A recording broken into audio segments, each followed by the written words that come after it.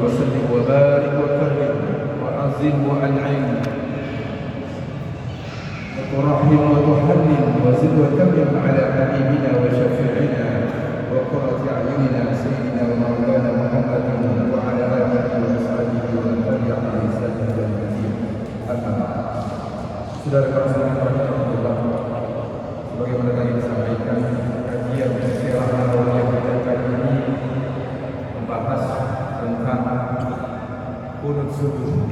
Dalam kitab sirah ini di situ beberapa hadis, namun saya lengkapi dengan beberapa fatwa dari para ulama dan beberapa kitab yang ada dalam program Maktabah Syamilah.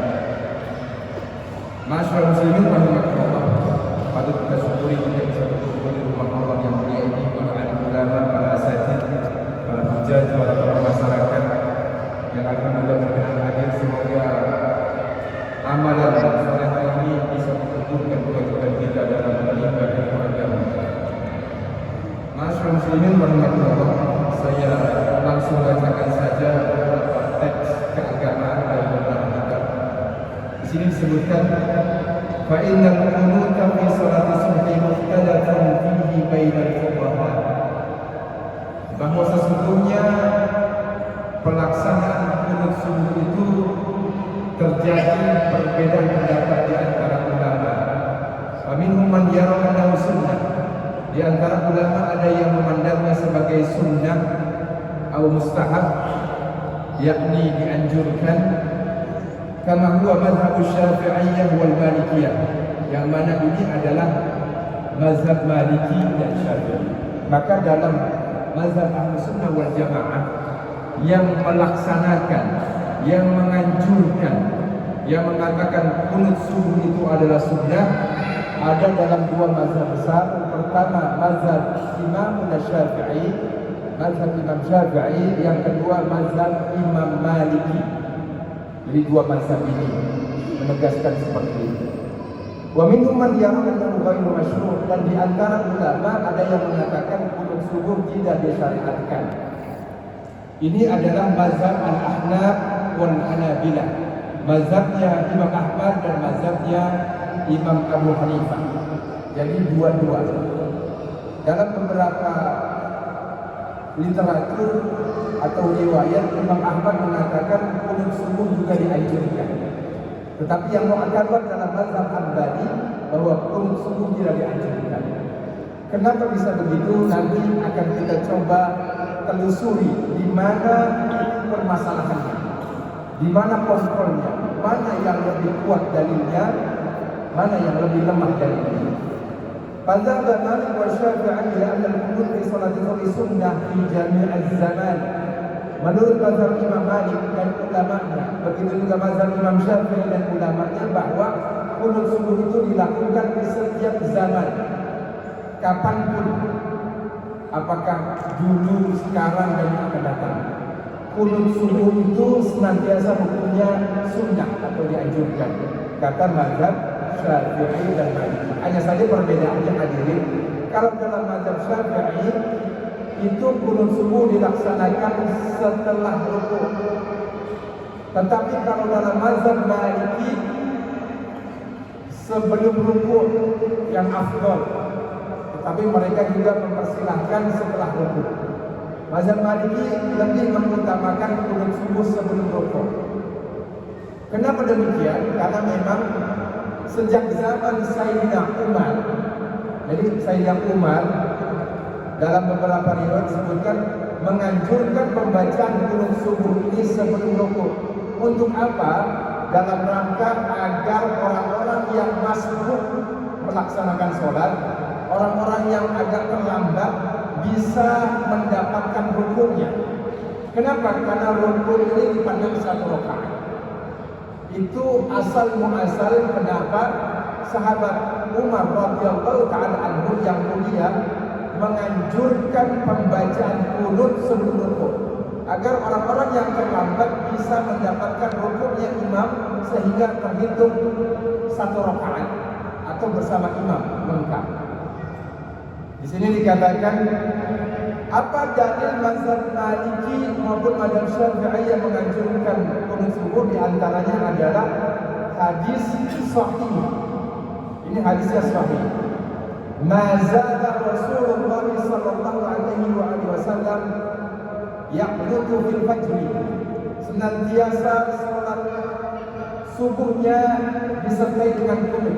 Senantiasa berkunut ketika sholat fajar atau sholat subuh hatta faraqa dunya, sampai Nabi meninggal dunia. Jadi sejak kunut disyariatkan, termasuk kunut nazilah, Nabi senantiasa melaksanakan kunut. Kunut nazilah ditinggalkan, tetapi kunut subuh masih senantiasa sampai Nabi wafat. Hadis ini didhaifkan oleh beberapa ulama, di antaranya mazhab Hambali, sebagian mazhab Hanafi, lebih utamanya lagi adalah mazhab Hambali kontemporer saat ini. Didhaifkan. Ternyata yang didhaifkan ini adalah jalurnya dari Mughirah. Ini pokok permasalahan yang nanti kalau waktu mencukupi di akhir akan kita kupas lebih jauh. Jadi ternyata hadis Abu Ja'far yang meriwayatkan ini dari sahabat Anas bin Malik itu dipandang dhaif oleh ulama-ulama hadis, semisal bukan ulama ya, peneliti. Karena Syekh Albani ini bukan muhaddis dalam makna menghafal hadis. Syekh Albani ini meneliti hadis. Termasuk Syekh Al-Arnaud, dari orang yang menyebutnya senang menamakan dirinya kelompok as-sunnah, atau orang menyebutnya salafi. Nah ini konklusi. Ternyata orang-orang yang mendhaifkan hadis ini dipandang kurang objektif. Kenapa? Karena Abu Ja'far ini oleh para ulama hadis dan oleh imam-imam hadis dipandang sebagai perawi yang terpercaya. Jadi Abu Ja'far punya koleksi hadis. Hadis dari jalur Mughirah itu hadis dhaif. Hadis dari jalur selain Mughirah hadisnya sahih. Nah ini yang perlu diselesaikan, yang perlu objektivitas.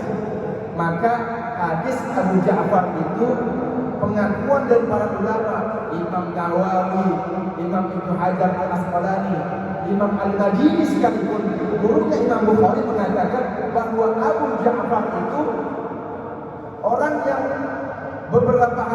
menyampaikan beberapa hadis itu keliru dari jalur Mughirah. Tetapi dari jalur selain Mughirah hadis-hadisnya sahih. Itu pengakuan Imam Al-Madini dan imam-imam hadis yang lain. Itu pokoknya nanti akan kita sebutkan bagaimana pernyataan para ulama tentang hadis yang diriwayatkan oleh Abu Ja'far. Hadis diantara yang berbunyi, Nabi berkunut melaknat orang-orang Arab yang masih hidup, yang telah membunuh umat Islam, dilaknat oleh Nabi selama sebulan. Tetapi kunut subuh Nabi masih saja senantiasa berkunut sampai Nabi wafat. Hadis ini diriwayatkan oleh Imam Baihaqi, Imam Hakim dan yang lainnya dengan sanad yang sahih dari Abu Ja'far. Dari Abu Ja'far menerima dari Rabi bin Anas. Siapa itu Rabi? Anaknya Anas bin Malik, sahabat Nabi. Jadi Abu Ja'far dari Rabi dari Anas bapaknya. Anas ini sahabat. Hadis ini sahih. Nah, harusnya orang-orang yang mengatakan dhaif ini memaparkan bahwa yang dhaif ini, yang sahih ini, ternyata yang disampaikan hanya yang dhaif. Disinilah letaknya kurang objektif menurut para ulama. Nanti di sini dikatakan hadisnya jalurnya sangat cukup panjang. Akhbarana Abu Abdullah Muhammad bin Abdullah Al-Hafiz Anba'a Abu Abdullah, panjang. Saya potong sampai kalimat di sini dikatakan Anba' Abu Ja'far. Abu Ja'far, pokoknya dia Abu Ja'far mengabarkan dari Rabi anaknya sahabat Anas bin Malik. An Anas anna Nabi sallallahu alaihi wasallam, bahwa bahwa Nabi sallallahu alaihi wasallam melakukan qada syahran, berkunut selama sebulan, yad'u alaihim, mendoakan, melaknat. Jadi da'a yad'u alaihi, melaknat. Kalau da'a yad'uli artinya mendoakan kebaikan. Yad'u alaihim, melaknat mereka, thumma tarakahu, lalu meninggalkan kunut yang melaknat ini. Wa amma fi sulhi, adapun dalam kunut subuh pada biasa yaqlid, Nabi masih saja senantiasa berkunut hatta, sehingga sampai faraqa dunia, Nabi meninggalkan dunia ini atau wafat. Jadi hukum kunut subuh itu sunnah, dikerjakan silahkan, tidak dikerjakan tidak menjadi masalah. Ini yang perlu kita perhatikan. Maka kalau ada orang yang mengatakan bahwa hukum kunut subuh itu menurut para ulama adalah khilafiyah atau furu'iyah, itu benar, karena diperselisihkan. Tapi kalau ada yang mengatakan kunut subuh itu bid'ah, ini sudah melewati batasan. Kenapa melewati batasan? Pertama, karena Nabi melakukan kunut subuh sampai wafat. Para sahabat Abu Bakar, Umar, Utsman dan Ali melakukan kunut subuh. Tabi'in melakukan kunut subuh. Atba' tabi'in melakukan kunut subuh. Bahkan mayoritas ulama melakukan kunut subuh. Banyak ulama, baik dari mazhab Maliki maupun Syafi'i maupun sebagian kecil Hambali, karena Imam Ahmad ada dua kaum, kunut subuh itu sunnah, satu kaum mengatakan kunut subuh itu tidak sunnah. Nah, ini yang perlu kita perhatikan, bahwa kunut subuh ini hanya sunnah, maka yang tidak mengerjakan tidak menjadi masalah, yang mengerjakan silahkan, yang salah kalau sampai menyalah-nyalahkan. Jadi yang tidak mengerjakan tidak menjadi masalah. Kata para ulama, insya Allah tidak akan masuk neraka hanya gara-gara meninggalkan kunut. Tidak akan masuk neraka hanya gara-gara mengerjakan kunut. Nah, ini yang perlu kita ciptakan agar terjadi persatuan di tengah umat. Jangan hanya gara-gara kunut terjadi pertikaian dan perpecahan.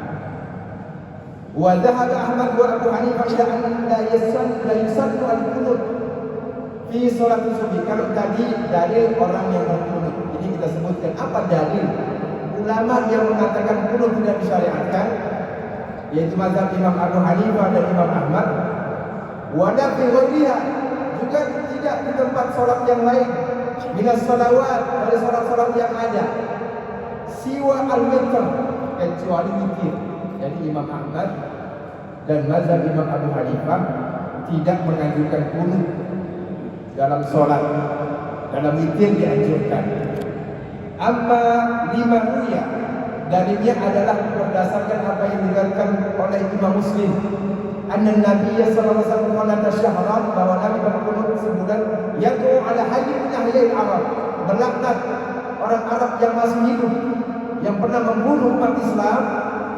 Summa tarakahu, lalu Nabi meninggalkan kunut tersebut. Itu dalil orang yang tidak menganjurkan kunut. Padahal tadi dalam satu riwayat hadis Anas ini ada dua permasalahan yang berbeda. Tetapi dalam satu hadis, dan hadisnya sahih. Jadi begitu jelas. Nabi berkunut sebulan lalu Nabi tinggalkan. Kunut melaknat, ada kunut subuh, Nabi masih senantiasa berkunut sampai Nabi wafat. Itu dalam riwayat hadis Abu Ja'far dari Rabi, dari Anas bin Malik, dari baginda Nabi Muhammad SAW melihat Nabi. Nah, di sini dikatakan orang yang tidak berkunut atau ulama yang tidak berkunut, dalilnya dari Nabi meninggalkan kunut. Nabi hanya berkunut sebulan. Nah, inilah yang dikritisi oleh Imam Syafi'i. Betul, Nabi berkunut sebulan, tapi itu kunut melaknat. Adapun kunut subuh, kunut yang bukan melaknat, Nabi lakukan sejak kunut disyariatkan sampai Nabi wafat. Nabi masih saja menjaga satu kunut itu di waktu sholat subuh, kata Imam Syafi'i.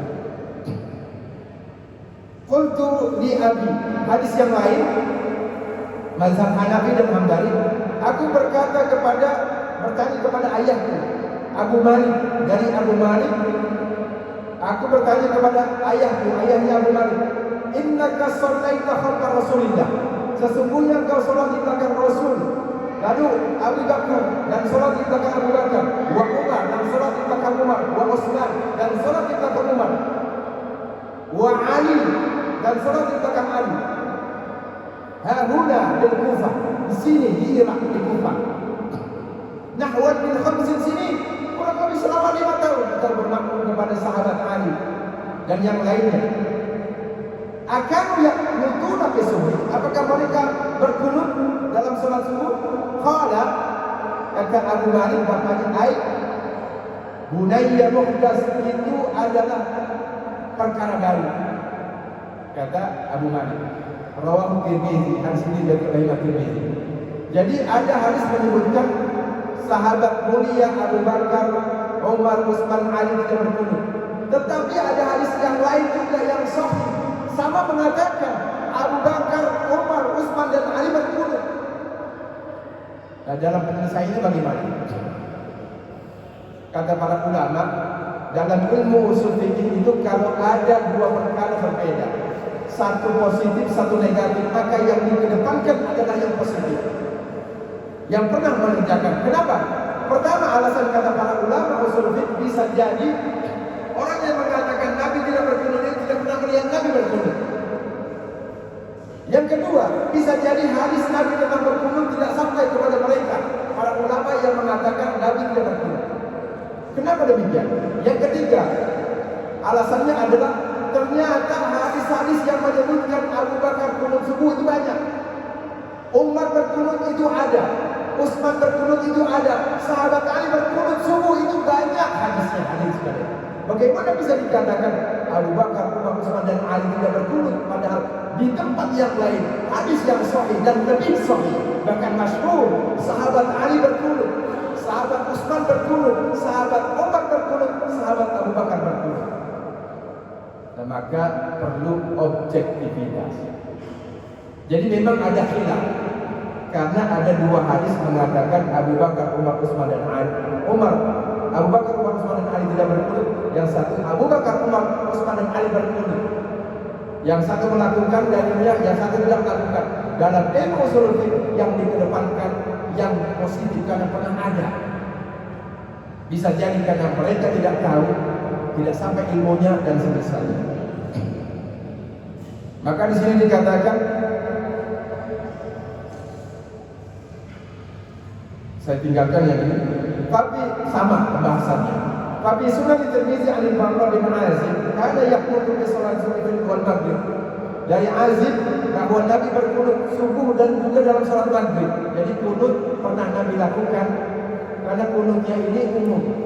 Kunut nazilah pernah Nabi lakukan di waktu Isya, di waktu maghrib, di waktu subuh, di witir dan yang lainnya. Termasuk dalam pertengahan bulan Ramadan. Itu para sahabat melakukan karena mencontoh dari baginda Nabi melakukan kunut dalam salat witir. Jadi Ubay bin Ka'ab dan para sahabat-sahabat Nabi, sahabat yang ulama, kalau sudah pertengahan bulan Ramadan itu di salat witirnya ada munajat doa kunut bagi yang mau mengerjakan tentunya. Yang tidak mengerjakan tidak menjadi masalah, tidak membatalkan sholat. Di sini dikatakan, wa qala al-Mubarakfuri fi Tuhfatul Ahwazi syarah Sunan At-Tirmizi 'inda kalamihi ala hadzal hadis tentang kunut ini. Qala al-Hazimi fi kitab al-i'tibar, ittafaqa ahlul ilmi ala tarkil kunut min ghairi sabab. Para ulama sepakat untuk meninggalkan kunut tanpa sebab fi arba'i sholawat, dalam waktu 4 salat itu sepakat. Tidak ada kunut dalam salat zuhur, asar, maghrib, isya, ulama sepakat. Tidak ada kunut. Adapun kunut nazilah dianjurkan ketika ada peristiwa besar, misalkan peperangan, umat Islam diperangi, ada musibah, ada taun, ada wabah, misalnya corona yang lalu misalkan. Kalau memang corona itu, maka disunnahkan mengumandangkan, memunajatkan qunut nazilah. Fazahada aksarun nas, ini kata para ulama. Kata Imam di sini dikatakan qala Al-Hazimi, Imam Al-Mubarakfuri menukil perkataan Imam Al-Hazimi, zahaba aksarun nas, kebanyakan ulama, kebanyakan orang, minas sahabat, dari para sahabat, wa tabi'in dan tabi'in, dan ba'dahum dan orang setelah mereka, min ulama'il amsar, daripada ulama dunia, ulama yang pernah ada, ulama amsar, ala isbatil qunuti fiha, mengatakan ada qunut subuh, disunnahkan qunut subuh. Wa dzakara katsirun nasar, dan mereka menyebutkan beberapa nama sahabat dan tabi'in, wa min al-a'immah wal fuqaha Abu Ishaq, dan di antara ulama yang mengatakan qunut subuh itu sunnah adalah pertama Abu Ishaq, wa Abu Bakar bin Muhammad, wa Hakam bin Utaibah, begitu juga Hamad dan Malik bin Anas, wa Ahlul Hijaz, ulama-ulama Hijaz dan penduduknya. Apa itu Hijaz? Mekah, Madinah dan sekitarnya, namanya Hijaz. Wal Auza'i, dan mazhab Imam Auza'i. Dulu ada mazhab Auza'i, karena pengikutnya sedikit akhirnya punah. Jadi dulu bukan hanya mazhab yang empat ini, ada mazhab Daud Az-Zahiri, mazhab Auza'i dan yang lainnya. Wa aktsaru ahli Syam, begitu juga mayoritas penduduk Syam. Apa itu Syam? Palestina, Yordania, Syria dan sekitarnya ini Syam. Mereka berqunut subuh, kata Imam Al-Hazimi. Wa Syafi'i, begitu juga Imam Syafi'i, wa ashabu, dan para ulamanya, ulama yang hidup sezaman dengan Imam Syafi'i, namanya ashab. Wa Al-Sawri, juga mazhab Sawri. Riwayatan, dua riwayat. Wa ghairu haula'i khalqun katsir, dan selain mereka ulama dan umat Islam yang cukup banyak. Wa khalafa fi dzalika nafarun min ahli ilmi, dan menyelisih mereka beberapa ulama. Jadi ada yang tidak berqunut, tetapi kebanyakan berqunut, kata Imam Al-Hazimi. Lalu bagaimana bentuk bacaannya? Wa afdalu du'a fil qunut, dan di antara doa qunut yang paling afdal ma rawahu Hasan bin Ali, apa yang diriwayatkan oleh cucunya Nabi Sayyidina Hasan bin Ali, yang dipakai dalam mazhab Syafi'i. Allahumma hdina fi man hadait wa afina fi man afait, dan berikutnya. Panjang kalau kita sebutkan. Tentu di sini sudah familiar karena masjid ini berkunut kan di sini dia. Kunut kan? Allahumma hdini fi man hadait, disebutkan wa afini fi man afait, wa tawallani fi man tawallait, wa barik li fi ma atait, wa qini syarra ma qadait, fa innaka taqdi wa la yuqda alaik, wa innahu la yadhillu man walait, wa la ya'izzu man alait, dan seterusnya. Tabarakta rabbana wa ta'ala, dan semisalnya. Ada yang lebih dekat-dekat itu. Nah, dikatakan oleh para ulama, tidak ada doa qunut yang baku, kata para ulama Maliki di antaranya. Di sini dikatakan oleh Imam Tirmizi, qala Tirmizi hada hadisun hasan, maka Imam Syafi'i lebih mengabdulkan doa qunut ini. Qala, kata Imam Tirmizi, wa la na'lam an-nabi, dan kami tidak tahu dari Nabi dalam masalah qunut ini, fil qunut syai'an ahsanu min hadza, doa qunut yang lebih baik dari ini, kata Imam Tirmizi. Aku tidak tahu dari Nabi doa qunut yang lebih utama dari ini. An Umar, dari Sayyidina Umar, ada doa qunut versi lain yang juga dari baginda Nabi. Anda qunut fi salat subuh, tapi ini tidak disebutkan bahwa Sayyidina Umar berqunut dalam qunut subuh membaca Bismillahirrahmanirrahim. Jadi sahabat Umar qunutnya diawali dengan Bismillah. Bismillahirrahmanirrahim. Maka itu doa baca Bismillah ini dalam membaca surat itu dianjurkan oleh para ulama. Kalau suratnya itu awal, misalkan awal surah Tabarak dibaca, maka Bismillah dulu penggalannya. Kecuali langsung di tengah ayat, itu Bismillahnya tidak dibacakan. Bagaimana kalau penggalan ayat di tengah pakai Bismillah itu? Kata para ulama tidak ada masalah. Bismillahirrahmanirrahim. Allahumma ini doa kunut yang lain, versi yang lain. Allahumma inna nasta'inuka wa nastahdi wa nastaghfiruka wa nu'minu bik wa natawakkalu 'alaika wa nusni 'alaik al-khaira kullahu nashkuruka wa la nakfur wa nakhlaq wa natruk man yafjur. Allahumma iyyaka na'budu wa laka nusalli wa nasjud wa ilaika nas'a wa nahfad. Dan ini saya enggak hafal. Karena yang saya baca yang tadi, yang dari Sayyidina Hasan.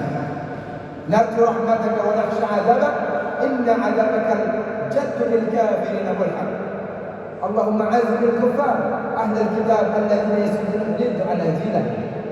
Ya Allah, azablah orang kafir ahlul kitab yang telah menghalangi umat Islam dari jalanmu, menghalangi orang-orang dari agamamu.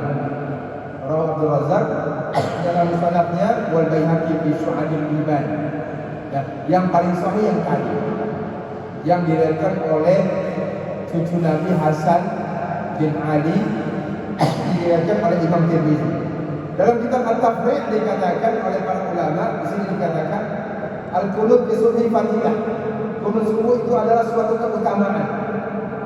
Wa in qanata qabla ruku' aw ba'dahu. Meskipun dilakukan sebelum ruku atau setelah ruku. Jadi qunut subuh itu dalam mazhab Maliki bisa dilakukan sebelum ruku atau setelah ruku. Maka misalkan kita datang, mazhab Maliki ini banyak di Maroko. Kita datang ke Maroko, kita tahu qunutnya sebelum ruku. Jangan kaget, jangan merasa aneh. Wal qunut qabla ruku afdal, kata mazhab Maliki. Yang afdal sebelum ruku, kata mazhab Maliki. Wa in tarakal qunut fala syai' alaih. Kalau qunut ditinggalkan tidak menjadi masalah. Wa laysa lil qunut haddun mahdud, kata mazhab Maliki. Dan doa qunut ini tidak ada batasan, tidak ada bacaan yang khusus tertentu. Ada batasan tertentu, misalnya harus ini. Al-qunut fil witri, di sini dikatakan wa anil qunut wa anhu bil qunut fil witri riwayatan indahu annahu yaqnutu fil nisfi akhir min syahr Ramadan. Jadi yang mau berqunut di pertengahan bulan Ramadan dipersilakan. Wa bil ashraf, israf, dalam kitab al-Ishraf ala nukat masail khilaf bil qadi al-jalil Abu Muhammad Abdul Wahhab. Bukan Muhammad bin Abdul Wahhab, tapi Abu Muhammad Abdul Wahhab bin Ali. Dikatakan di sini yajuzul qunut qabla ruku'. Mazhab Maliki boleh qunut sebelum ruku' wa ba'dahu, dan juga setelahnya. Khilafan Syafi'i sebagaimana mazhab Imam Syafi'i. Di sini dikatakan oleh para ulama, di antaranya adalah wali anal qunut dorman min tatwin.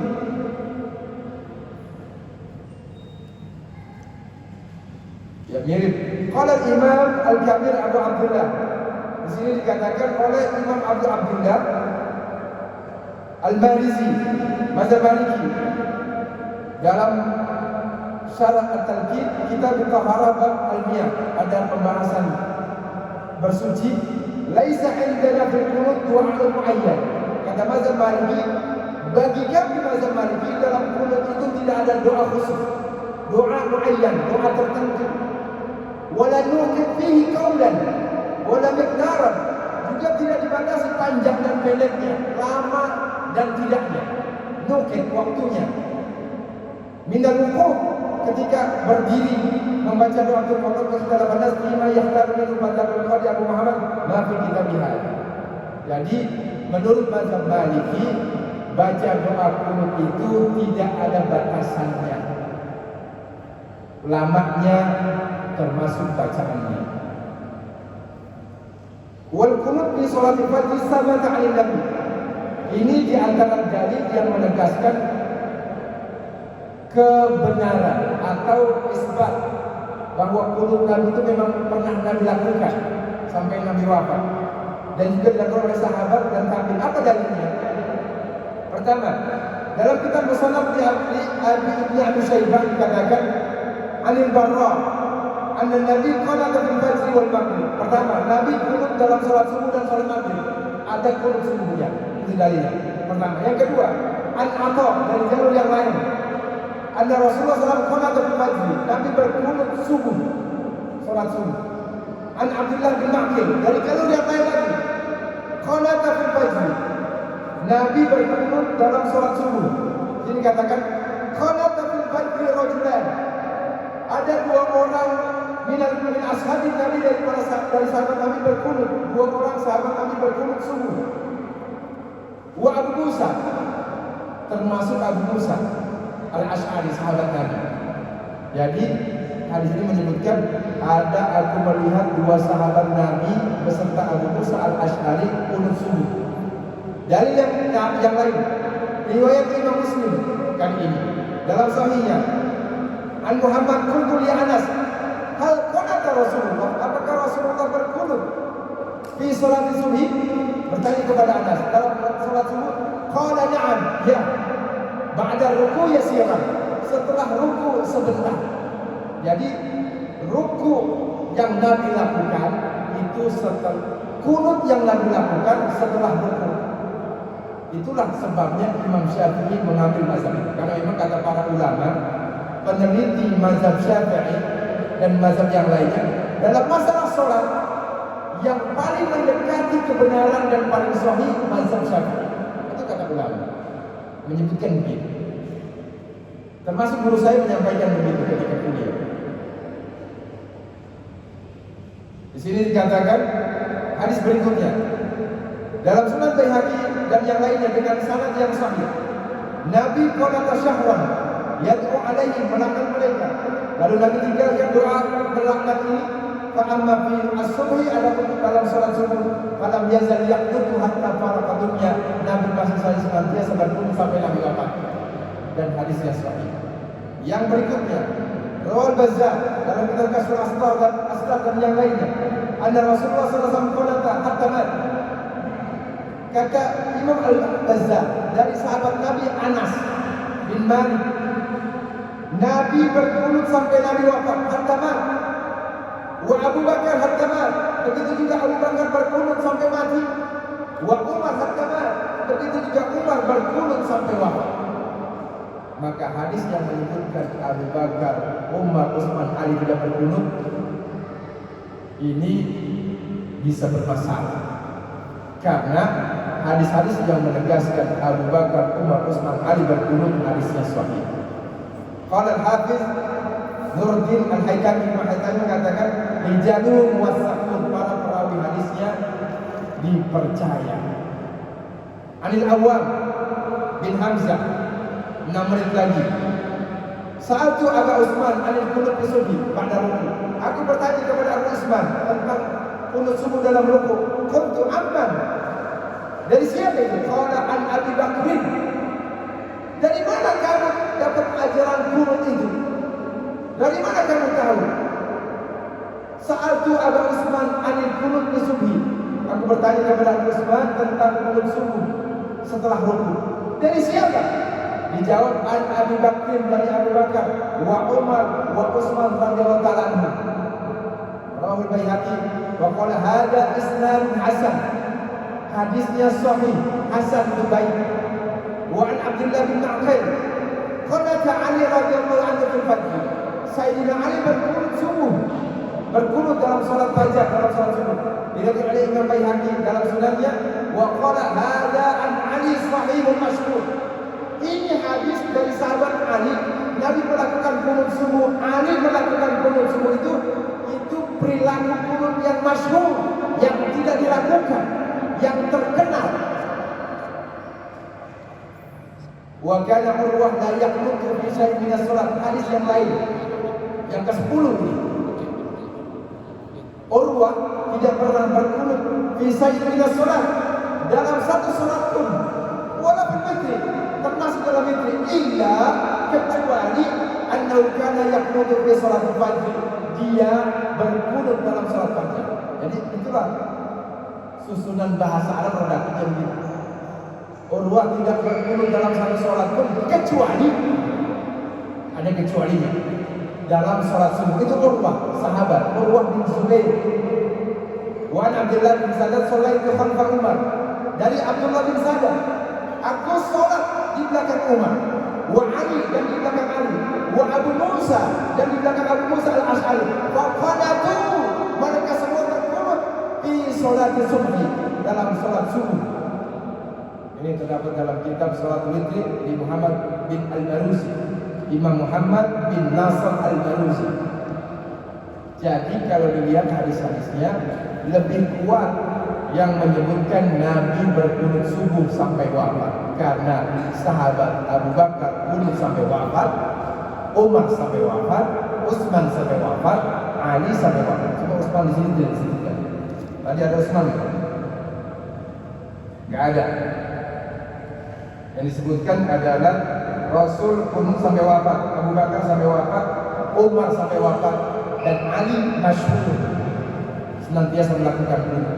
Nah, di sini dibahas tentang Abu Ja'far tadi, hadis yang didoakan oleh sebagian orang yang menganggap paling mudah ternyata kurang objektif.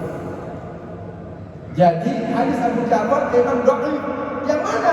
Yang dari jalur Mughirah. Bahasanya Abu Ja'far ini punya banyak koleksi hadis dari para ulama guru-gurunya. Yang dhaif itu yang dari jalur Mughirah. Adapun dari jalur Rabi', anaknya sahabat Nabi Anas bin Malik dari Anas, itu sahih. Di sini saya sebutkan ulama-ulama yang mengatakan Abu Ja'far itu orang yang sahih hadisnya. Pertama, Nakhalu. Di sini katakan akhta aman dha'afa hadis Abu Ja'far. Keliru orang yang mendhaifkan hadis-hadis Abu Ja'far. Kenapa? Di sini dikatakan Nakhalu qala man jarahu wa lam yumkin kalam man wasaqahu wa adala. Betul, Abu Ja'far hadis-hadisnya ada yang dhaif. Tetapi yang dari jalur Mughirah. Adapun dari jalur selain Mughirah sahih. Dan hadis tentang Nabi berkunut sampai wafat itu jalur selain Mughirah. Nah, inilah yang disebut dengan kupas tuntas, meskipun waktunya singkat. Misalkan di sini, ya.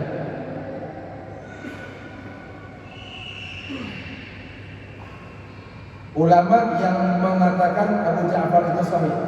Wasaqa Abu Ja'far Ar-Razi Akabir Al-Hufaz telah mensahihkan Abu Ja'far Al-Razi Akabir Al-Hufaz, ulama-ulama besar Akabir.